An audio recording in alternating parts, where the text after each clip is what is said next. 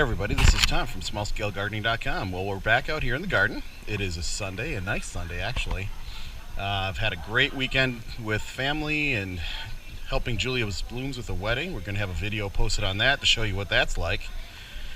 And this afternoon, before we're going to do a webinar by Curtis Stone about his farm operation up in his neck of the woods, we're gonna take a few minutes to clear the space here and put in a new bed.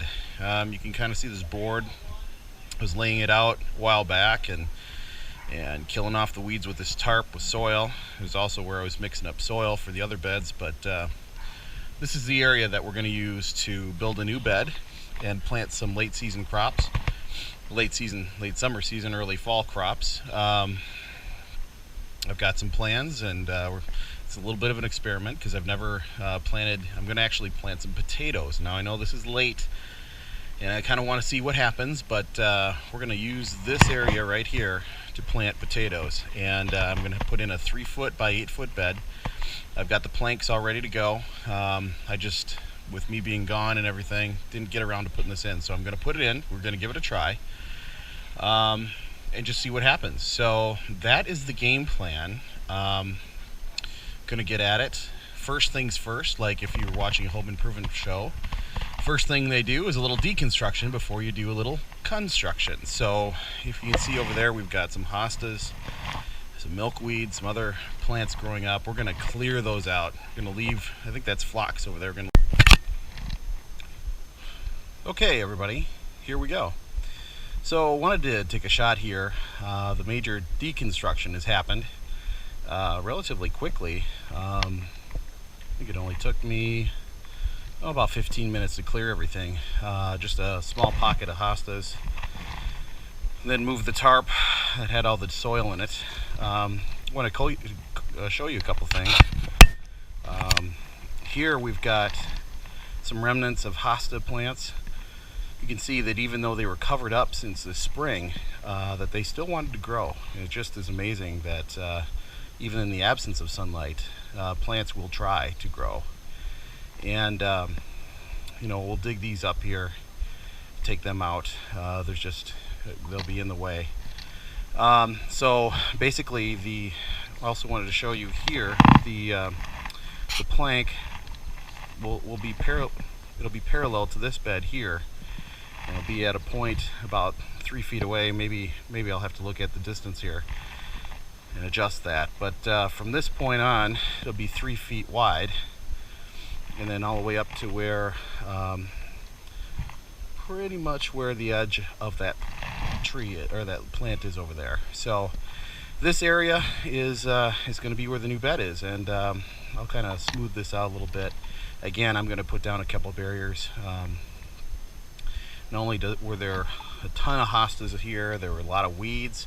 This area was what I called the wild area, and that's where a lot of weeds were back here just 2 years ago, and I cleared it all out. So this is a massive change. This was a sea of hostas, really, and with hostas came some funky critters. This little bucket here is showing a collection of nasty slugs. Ton of slugs were underneath the tarp, and I don't want those in my garden. I'll be honest. I fought them last year. I figured they were coming from the hosta area in the milkweed. Nothing against those plants. I mean, they're great for butterflies and a good cover, but I don't want slugs in my garden. So I'm gonna dispatch these here and any other slugs that I find, and probably put some de-earth down just to keep them out. And I noticed that the other bed over here with beans and peas, there was an area right over there. When I finished up the fence yesterday, I picked off about 8 slugs that were hiding beneath a bag of compost. So they're in this area. I mean, this was their habitat, and I'm moving in, so I will invite them kindly to move out. So next plan, level this out a little bit, take care of the slugs, take out these hosta remnants, and then lay the bores in. So I've got 2 pegs down That'll be the edge, the northern edge of the bed, and then 3 feet off, that's where we'll put the other side of the bed. So I'll walk you through that process here in a couple minutes. All right. All right, we're back. Okay, so leveled out this area, took out a bunch of yuck and weeds and remnants of hostas. You can see down here there's some roots, and that just digging around in here and smoothing it out, I ran into a number of roots. We've got trees right around here, and also that evergreen yew thing,